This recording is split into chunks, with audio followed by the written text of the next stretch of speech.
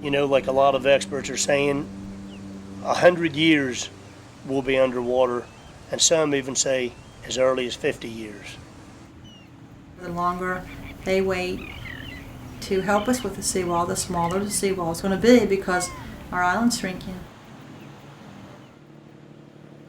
They're always wanting to point the finger to the state agencies or the federal agencies. It's like no one wants to take the responsibility. And we're taxpayers just like any other community. There's got to be something for us in the very near future, or there isn't going to be a future for Tangier.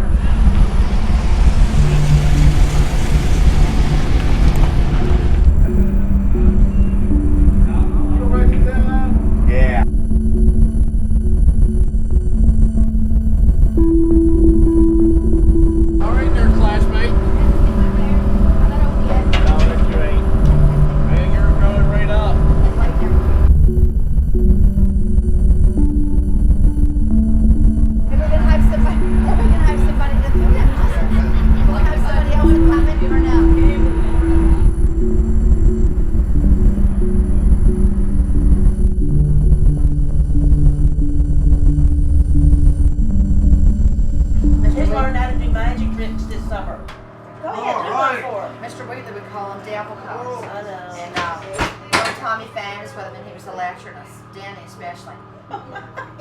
You didn't know that about him? Told on him, no. He was a doozy, yeah. I didn't know that. Yes, honey. We are from the Pennsylvania, Philadelphia area. This young lady here heard about it from her girlfriend, how great Tangier Island is. So far, we got lucky with the weather. The only thing that I just found out was that forget cell phones. You can't use them over there. This is actually my second trip. It's just nice to see how people live and are living on such a small island.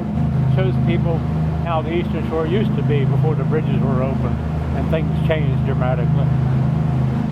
Tangier Island is straight ahead of us and has a population of around 500. The island is 2.5 miles long, 1.5 miles wide, 4 feet above sea level, but the island is 3/4 marshland. The island is very independent. You have their own mayor, their own city council, and they have one town cop. And looking to our left and right sides, you will see a lot of small buildings. Those are all crab shanties. That's where they shed the soft-shell crabs during the summer months. You can also see some crab pots stacked up on the docks. Get a much better view of some of the workboats that they use. They have a daily mailboat service that runs out of every year round, which brings all the food, the mail, and supplies, transports the island passengers to and from Crisfield as needed. We will be leaving Tangier Island this afternoon at 4 o'clock. And if we don't get you today, if we miss you today, well, don't worry about it. We're going to be right back here, same time again tomorrow. The tourist industry on Tangier, it's very important. Unless you're involved in the water and working on the water, or if you have a school teaching job, or if you own a local business. There's not a lot. I have room for 5 more for a tour of the island. This is my first season with the tour carts. I'm very thankful for my job because every day, if I ride 10 tourists or if I ride 25, it's a good day because I come home with more money than I went out with. My name's Claudia. Welcome to Tangier. While I'm on the main road, I try to point out the highlights. Straight ahead, the big white building is our school. Our annual enrollment is usually between 75 and 85 kids. Then I try to start in with the history. Tangier was discovered in 1608 by Captain John Smith, and it was settled about 70 years after that by John Crockett and his sons. When I'm on the western side, then I go into the part of the speech that I think maybe might be the most important, the fact of our erosion. Adjacent to our airport is our seawall. It does a wonderful job of protecting our island on the western side against erosion. We're in desperate need of a seawall on the eastern side of our island. We're losing Tangier to erosion on the eastern side at a rate of about 30 feet per year. Are there any plans That's a scary thought. Yes, yes, there are things. Our mayor and our town council are working diligently, but it seems like just as we begin to see a light at the end of the tunnel, funding will be cut or environmental issues will arise and we're back to square one. It's very frustrating. When I'm on my tour cart, I don't want to be a downcasting, you know, I want them to have an uplifting experience, but I think that reality should be in there too.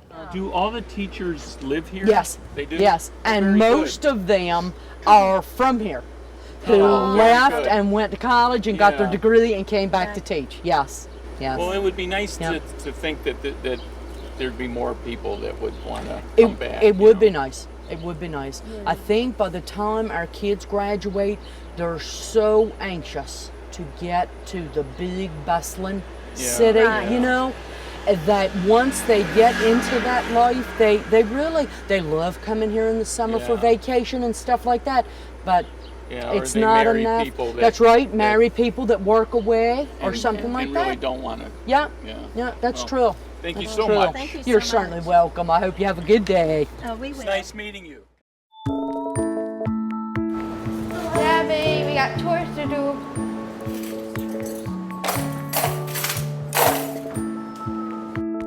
My name's Erica. I'm 18 years old and I'm a 12th grader. I work at Fisherman's Corner. Our community is based on our religion and everything we do.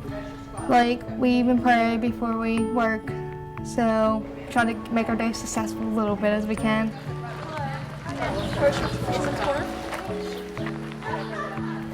Well, the funniest thing I've heard is that when they come visit here, they don't really think we live here. They think it's just like an act, and that our crab houses are really like garages where we put our cars in, is what I've heard, so.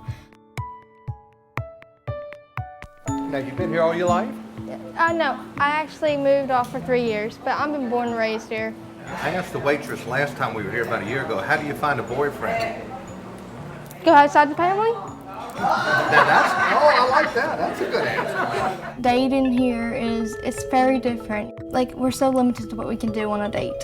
Like, we can ride around, you can go eat. We have no movie theater, we have no malls, and people would be like, well, where's your mall at? And I'll be like, well, there's a little gift shop down the road, but I like to just walk around, go visit friends, my family, we're just down the road. And honestly, I find it odd that people can't do that off the island. So then what do you do in the wintertime?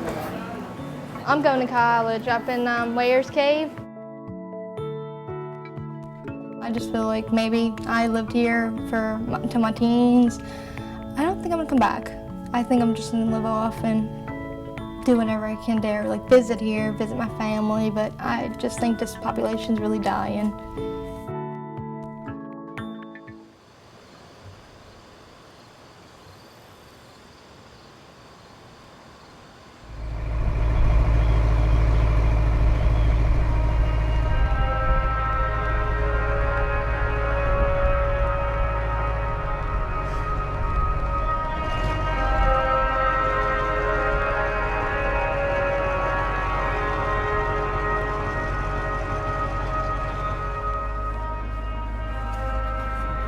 Lived here all my life.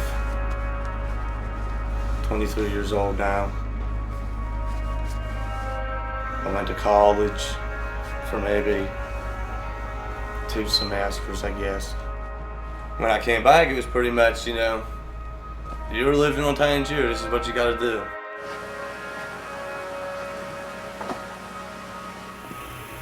My name is James Eskridge. Everybody calls me Ooper. I'm the mayor of Tangier Island, but before that I'm a commercial waterman. The day starts pretty early, especially if you're working with the soft crabs. Your day begins at 2 o'clock, 2:30 in the morning. You get your soft crabs ready for market. You get them on the mail boat. And then you're aboard of your boat on the crabbing ground by daybreak anyway, even earlier than that. I love working on the water. You're independent. You don't have anybody to answer to. I don't think I would be good at working inside, like to an office or something. I like watching the sunrise, sunset, and the wildlife around.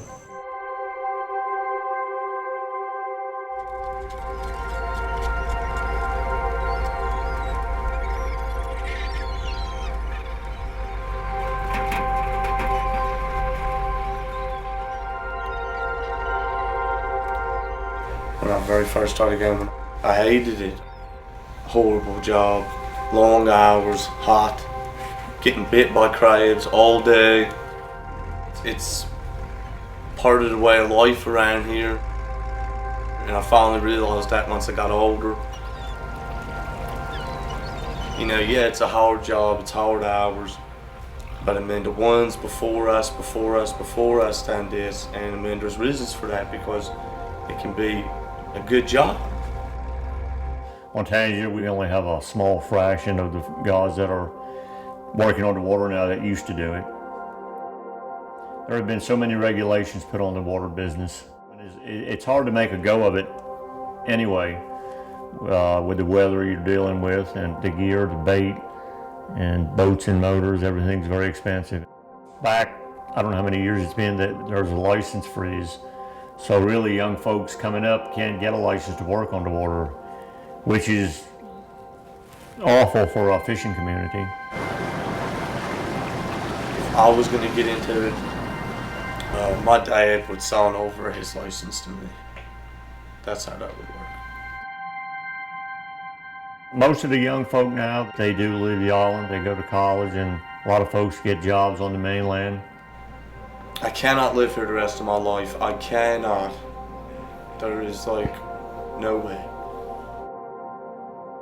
There's only so much this, even at its best, that the island can offer. But when I think about maybe Dad not being able to do his job anymore or work, and if he was to say, you know, all right, well, you go and do it yourself and see what you can make out of it. You know, it's about that time. It would be enticing. Tangier watermen are pretty resilient. Some of the folks are still sticking it out. And the ones that are sticking it out, they do good, you know, at what they're doing. We're gonna keep our spirits up and press on.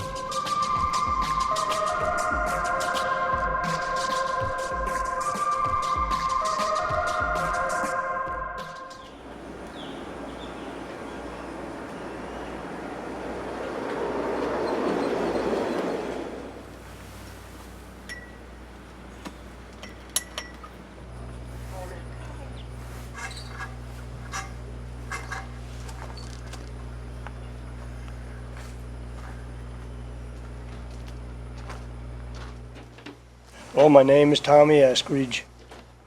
I own the Four Brothers Crab House and Ice Cream Deck along with my wife, Claudine. Hey, how you doing? We started the business in spring of 2011.